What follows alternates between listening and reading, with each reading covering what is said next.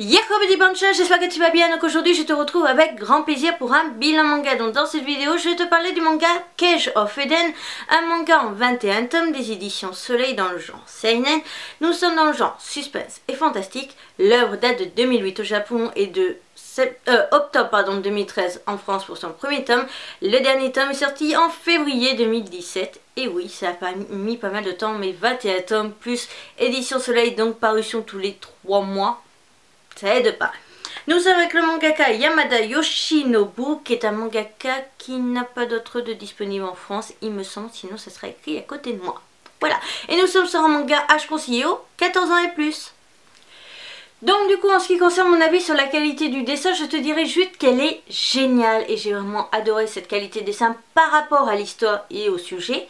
En ce qui concerne la série, je te dirais qu'elle est plutôt sympa et qu'elle mérite d'être présentée, d'être un peu plus connue. Malheureusement, je vais te dire directement ce qui m'a freiné à continuer la série. Tout simplement, donc, je ne possède que les 3 premiers tomes. J'ai abandonné la série au niveau du volume 2. Pourquoi? Tout simplement parce que je me suis rendu compte que la série datait un petit peu et qu'au final la maison d'édition Soleil ne devait sûrement pas avoir fait de réimpression au niveau des volumes. Donc du coup la série était juste très compliquée à posséder. Donc j'ai préféré finalement abandonner. Au départ le premier tome j'avais trouvé très facilement. Sur mon Mox il y avait quand même quelques volumes. Donc je n'avais pas fait attention. Et quand j'ai voulu en fait acheter certains volumes du coup via Amazon, vu que c'est ma roue de secours quand je ne trouve pas sur Momox, je me suis rendu compte que les prix étaient enflammés, que finalement la série voilà, n'avait pas été réimprimée, donc c'était dommage. Je ne comprenais même pas pourquoi finalement Soleil Manga n'avait pas abandonné la série, stoppé la commercialisation, vu qu'au final s'ils ne réimpriment pas derrière, voilà, moi personnellement je ne comprends pas ce principe. On continue la série pour donner une fin aux gens, mais en même temps on ne réimprime pas après pour que les gens qui découvriraient après ou se mettraient enfin au manga puissent s'intéresser à la série. Ce que j'entends par là, c'est que tout simplement la série a été commencée du coup en France en octobre 2013. En octobre 2013, pas mal de mes abonnés n'avaient pas encore commencé l'univers des mangas, ils ne connaissaient pas forcément les séries.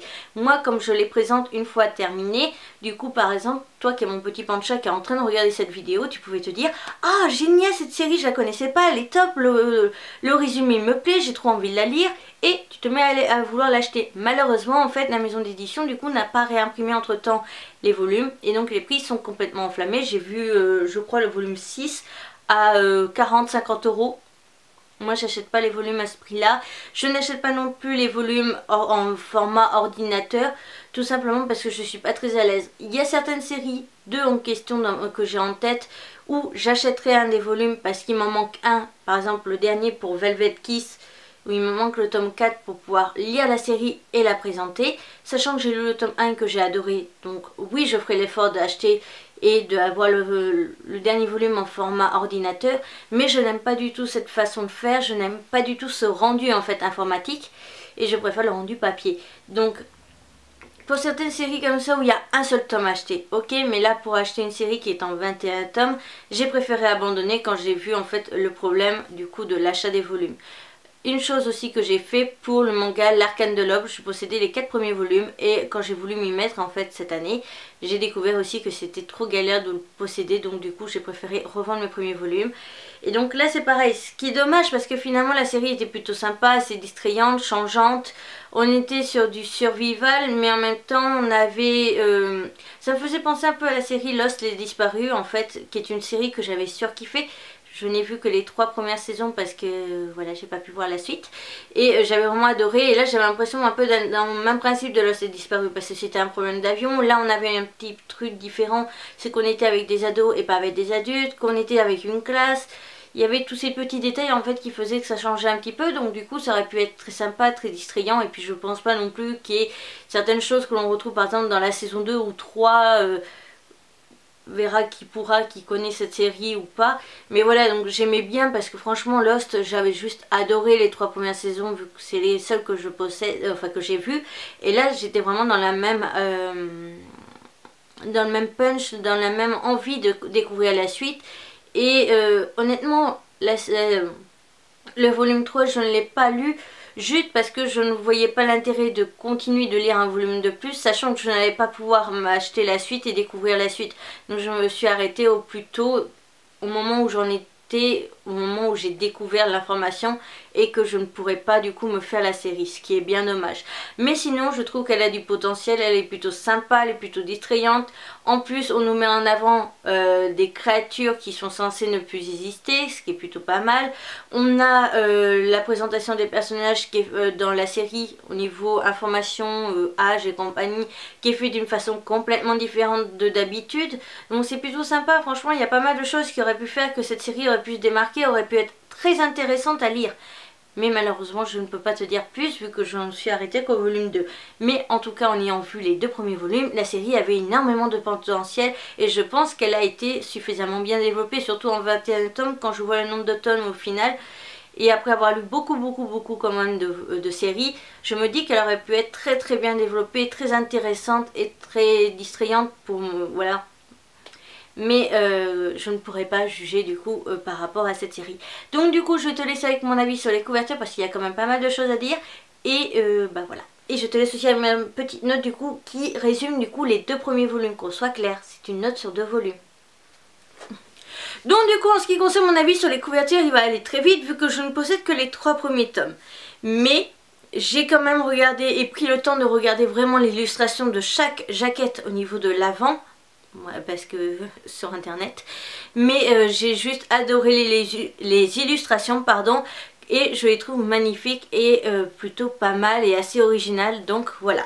En ce qui concerne du coup les volumes que je possède, on va avoir le volume 1 donc comme ça. Donc on a une couverture complètement brillante. Voilà, tout est brillant. Je pensais qu'il y avait du mat au niveau du noir ou quoi, mais non, tout est vraiment brillant. Donc voilà pour l'image. Ce que j'adore vraiment c'est le choix de l'écriture avec la griffure et tout ça, la tache de sang, la couleur gris et tout, je trouve, voilà, j'en suis dingue. Pareil, le petit 1 avec la tache de sang autour, donc ça je trouve ça plutôt sympa. En ce qui concerne l'arrière, voilà, top. Un petit résumé très simple mais efficace je trouve, peut-être un peu trop court quand même, et surtout une illustration qui résume vraiment la situation. En ce qui concerne du coup quand on enlève la jaquette, on se retrouve à chaque fois avec la même chose. C'est pour ça aussi que je n'ai pas été voir en magasin le rendu des jaquettes parce que j'avais vu pour le premier tome. En ce qui concerne qu'on ouvre, on a tout simplement voilà, une illustration, ben, c'est la même que ici. Et ici on a juste des images voilà, de jungle en fait. Donc hop, à l'arrière on a ça. À l'avant du coup on a la fameuse illustration jungle, à la forêt, tout ça. On a directement une page de sommaire avec le même fond que tout à l'heure, mais cette fois-ci en version noire. Et on commence le manga. En ce qui concerne l'arrière, ce que j'ai bien aimé, c'est qu'on avait d'abord la présentation du coup de nos 2 protagonistes que l'on a sur la jaquette.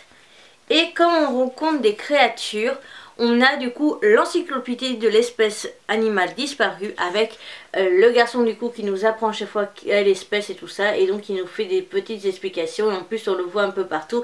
Donc j'ai trouvé ça très rigolo, assez sympa, c'est distrayant et en plus ça permet de se cultiver, donc je trouve ça plutôt fun.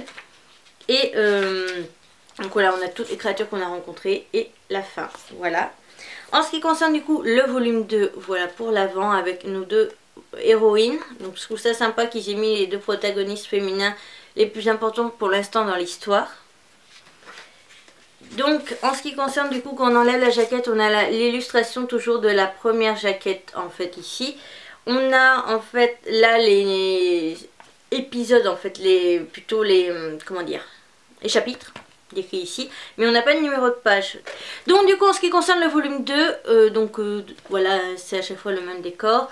Quand nous, on a toujours la même page d'entrée et on a le sommaire toujours fait de la même façon avec la même illustration en fond et les pages. Donc c'est pour ça que je trouvais ça bizarre de l'avoir mis sur la jaquette, mais bon. Quand on commence le manga, du coup on commence directement avec l'histoire, mais à la fin en fait ils ont fait la présentation des personnages à la fin du manga. Donc je fais attention à ne pas te montrer la dernière page. Et on a la présentation des personnages mais mode fan service, et ça c'est un petit peu dommage. Moi j'aime pas trop. Après chacun ses goûts. Mais voilà, je crois que c'est la prof en plus. Non, c'est l'hôtesse de l'air. En petite culotte, en petite tenue. Voilà. Mais je trouve ça sympa quand même, la façon dont c'est fait, c'est original, ça change. Et donc là on a toujours la présentation avec notre petit bonhomme et la présentation du coup des créatures qu'on a rencontrées dans ce volume. Donc ça je trouve ça vraiment top. En ce qui concerne le volume 3, voilà, donc je ne vais pas enlever la jaquette, ça sert à rien. On ouvre, on a ça, on commence toujours de la même façon. Et à l'arrière on n'a toujours pas de pub, mais on a la présentation d'un des personnages. Donc à chaque fois on a la présentation fait des personnages, mais pas qu'on a rencontrés dans l'histoire. On nous les présente tous au fur et à mesure à la fin des volumes. Donc ça c'est entre deux quoi. Et on a du coup la page pub pour le volume suivant. Et là la présentation du coup des créatures qu'on a rencontrées dans ce volume.